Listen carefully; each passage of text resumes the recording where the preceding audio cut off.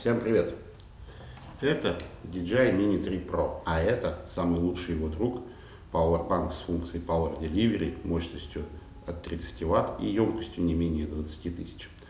Как так получилось и о чем вообще идет речь, давайте сейчас разберемся вместе. Mini 3 сам по себе хорош и замечателен тем, что у него довольно большое полетное время, около 25 минут.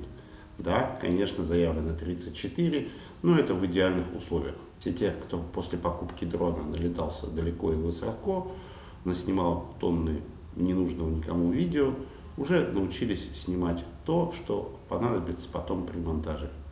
Поэтому все опять же прекрасно понимают, что для съемки одной локации 10 минут более чем достаточно. Конечно, если вы будете снимать гиперлапсы или летать в спорте, то батарею вы посадите мгновенно. Но большинство людей так не делают.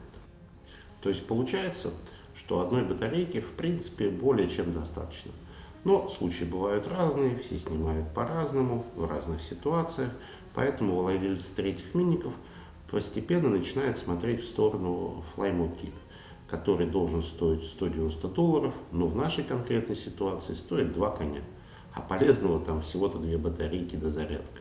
И вот ровно вот в эту минуту на сцену с интересной идеей вылезает Powerbank.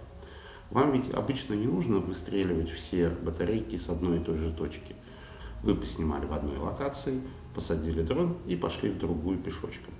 Соответственно, если в этот момент использовать мощный Powerbank за каких-то 3000 рублей, то за эту перебежку вы сможете зарядить свой дрон дополнительно на 30-50%.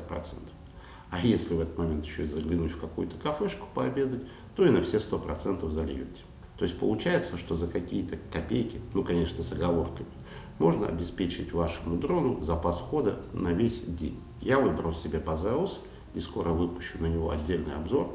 Но если в 2 словах, то его емкости хватает для того, чтобы зарядить дрон 3 раза и всего за 50 минут.